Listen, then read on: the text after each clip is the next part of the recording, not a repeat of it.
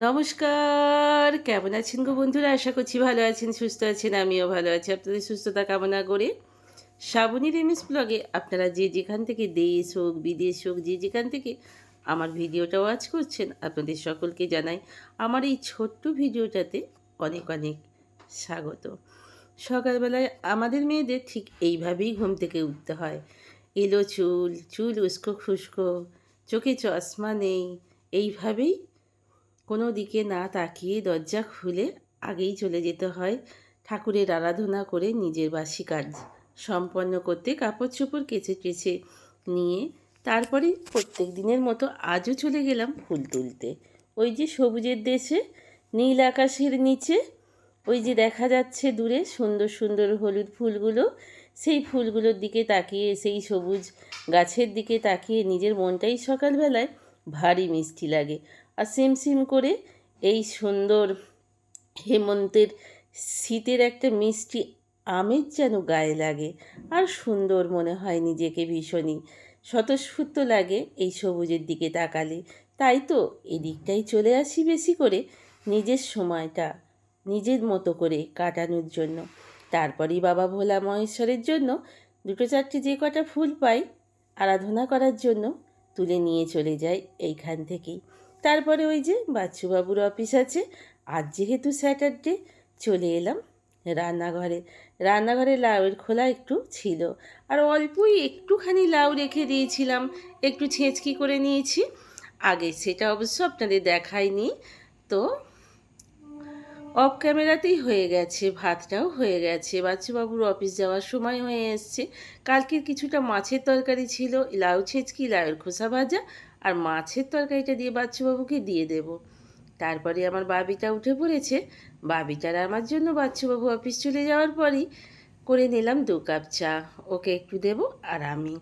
আর ও যেহেতু আজকে কি বলুন তো, ব্রেকফাস্টে লাঞ্চে ও একটু ভাত খেয়ে যাবে, আর ওকে দিয়ে দেবো একটু রুটি আর ছোলা দিয়ে, আলু দিয়ে, পেঁয়াজ দিয়ে, একটু সবুজ লঙ্কা, মানে ওই যে কি বলেন না আপনারা, মির্চি, সবুজ মির্চি যেটাই বলুন আপনারা, সেটা দিয়ে একটু সুন্দর করে আলু আর ছোলার তরকারি বানিয়ে নেব।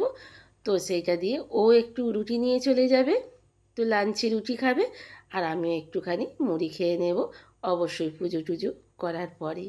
তো ওর রুটিটা আর গলাটা একটুখানি জড়িয়ে গিয়েছিল যখন এডিটিংটা করছিলাম। তো যাই হোক, রুটিটা করে নিয়ে তরকারিটা চাপিয়ে দিয়ে চলে এলাম। বেশ কিছু বিছানায় কম্বল টম্বলগুলো এদিক ওদিক ঘুরছিল, তো বিছানাতে পেতে দিলাম জানেন। তো বিছানাটাও বেশ একটু নরম হবে, আর এই পুরোনো চাদরটা তার উপরে চারিদিকটা ভালো করে গুঁজে সুন্দর করে, এই চাদরটা আগে পাততাম, আপনারা দেখেছেন, বহু দিনের চাদর, আমার খুব প্রিয় চাদর। তো একটু ফেঁসে গেছে, ওই যে দেখাই যাচ্ছে, ওটাকে প্রত্যেক দিন এখন পেতে রেখে দিই, কেচে নিই মাঝে মাঝে, দিয়ে চারিদিকটা গুঁজে সুন্দর করে একেবারে গদিটার সঙ্গে তোষকটাকে এইভাবে গুঁজে দিলে দেখবেন বিছানার চাদরটা একটু ওলঢালটা হয় কম। তো চলুন, তারপরে এবারে একটু দেখলাম জানলাটায় বেশ একটু ধুলোধারা জমেছে, চাদরটাকে বেশ চারিদিকটা গুজে টুজে নিয়ে এবার চলে এলাম জানলা টাল্লাগুলো একটু পরিষ্কার করতে। মাথার গোড়ায় জানলা দুটো যদি একটু অপরিষ্কার হয়, সেটা কিন্তু বেশ ভালো লাগে না। তাই সুন্দর করে একটু গুছিয়ে টুছিয়ে সুন্দর করে একটু পরিষ্কার করে নিচ্ছি। এবং কি বলুন তো বন্ধুরা, ঘরদুয়ার পরিষ্কার পরিচ্ছন্ন রাখলে নিজেদেরই মনটা একটু ভালো লাগে, সেটা গাছতলা থেকে শুরু করে যেখানটাই বলুন, অট্টালিকা থেকে শুরু করে। তবে অট্টালিকায় যারা মানুষরা থাকে তারা নিজেরা করেন না, তাদের জন্য আলাদা ব্যাপার, আর আমাদের মতো নিম্ন মধ্যবিত্ত মানুষদের জন্য আলাদা ব্যাপার। তাই চারিদিকটা একটু পরিষ্কার পরিচ্ছন্ন রাখতেই হয়, নিজেদের মতো করে, নিজেদের সময় বার করে এইটুকু তো একটু ঘরদোয়ার পরিষ্কার করে নিতেই হয়। কারণ ঘরদোয়ার যত পরিষ্কার পরিচ্ছন্ন রাখা যায়, বেশিরভাগ পরিষ্কার পরিচ্ছন্নটাই আমার মেয়ে করে ছুটিতে থাকলে। আপনাদের সব সময় দেখিয়েছি, সর্বদা দেখাই, আর বাদ বাকি টাইমটা ও যখন পারে না তখন আমিই করে নিই। তো এই দেখুন, জানলা টাল্লা একেবারে কি বলুন তো, একেবারে খাটের ব্যাটন ট্যাটন সব কিছু ভালো করে পরিষ্কার পরিচ্ছন্ন করে নিলাম, নিয়ে ও ঘরটা একেবারে ঝাঁটপালা দিয়ে এসে চলে এলাম এই ঘরটা পরিষ্কার পরিচ্ছন্ন করার জন্য। তো তারপরে এই যে বিছানার চাদরটা, তখন আপনাদের দেখাইনি, বিছানার চাদরটা পেতে একেবারে পরিষ্কার করে নিয়েছিলাম, সেটা সবটা একেবারে আপনাদের দেখিয়ে দিলাম। বিছানার চাদর পাতাটা আপনাদের স্কিপ করেছি, সেটা অবশ্য আপনাদের দেখানো হয়নি। তো চলুন বন্ধুরা, এইবার তাই সব সময় সংসারের কাজটা আমাদের কি বলুন তো বন্ধুরা, রূপ দিয়ে নয়, গুণ দিয়েই আমাদের সদা সর্বদা সংসারে প্রয়োজন হয় রূপের থেকে গুণটাই বেশি। যার যত গুণ থাকবে সংসারটা ততটাই সুন্দর সে গুছিয়ে নিতে পারবে। আবার অনেক অনেক জায়গায় রূপের দামটাও অনেক বেশি প্রাধান্য পায়। রূপ গুণ দুটোই সমানুপাতিক। রূপ না থাকলেও কথা শুনতে হয়, আবার গুণ না থাকলেও আমাদের মেয়েদের কথা শুনতে হয়।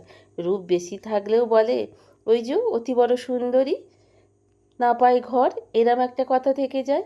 আবার কি বলুন তো, অতিরিক্ত গুণ থাকলেও তা নিয়েও অনেক ধরনের কথা। তো আমাদের মেয়েদের কি বলুন তো বন্ধুরা, সংসারে যে ঠিক কোনটার প্রয়োজন, এই মধ্যবিত্ত সংসার করতে গেলে রূপের থেকে গুণের প্রয়োজন বেশি, না গুণের থেকে রূপের প্রয়োজন বেশি, সেটা আজ এই বয়সে এসে এখনও পর্যন্ত ঠিক বুঝে উঠতে পারলাম না। তবে আমার মনে হয় মধ্যবিত্ত পরিবারে সংসার করতে গেলে রূপের থেকে গুণের প্রয়োজনটাই অনেক বেশি প্রয়োজন হয়ে পড়ে। কি বলুন বন্ধুরা? এখন কিন্তু বিকেল, চলে এসেছি একটু ছোট্ট মতো কিছু দোকান, কিছু কেনার জন্য, যেটা ঘরে বাড়ন্ত। তো চলুন, আমি চলেছি এখন গুটি গুটি পায়ে তো দোকানের উদ্দেশ্যে, কিন্তু এসে দেখলাম দোকানটা বন্ধ। কি আর করা যাবে, চলুন অন্য গন্তব্যস্থলের দিকে এগোনো যায়। এখানে এসে দেখলাম আমাদের মেমারিতে যে জগদ্ধাত্রী পুজোটা হয়েছে আমাদের এদিকে জিটি রোডের ধারে, এখনও মাকে ভাসান দেয়নি। তো যাই হোক, মায়ের দর্শনও হয়ে গেল। সেদিন টোটো মৈচি থেকে ঠাকুর দেখে আসার সময় টোটোতে বলেইছিলাম এখানে মায়ের দর্শন হলো না, লাইটিংটাই আমরা দেখতে দেখতে টোটো করে এসেছিলাম। আজকে শেষমেশ মায়ের দর্শনটা পেয়েই গেলাম মেমারিতে। তো এই দেখুন, মাকে আলাদা করে এইখানটা পুরো বন্ধ করে দিয়েছে, না ছাগলে টাগলে ঘট ফট উল্টে দিতে পারে। তো এইখানে মায়ের কালী মায়ের পুজো হয়েছিল, সেটাও আপনাদের দেখিয়েছিলাম। আর এটা হচ্ছে জিটি রোড। তো চলুন এবার একটু যাওয়া যাক অন্যদিকে, দেখি কি কিনতে পারা যায়।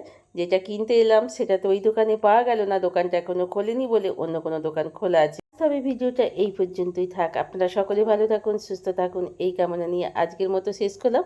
এতক্ষণ পর্যন্ত যেসব বন্ধুরা আমার সাথে ছিলেন, অনেক অনেক ধন্যবাদ।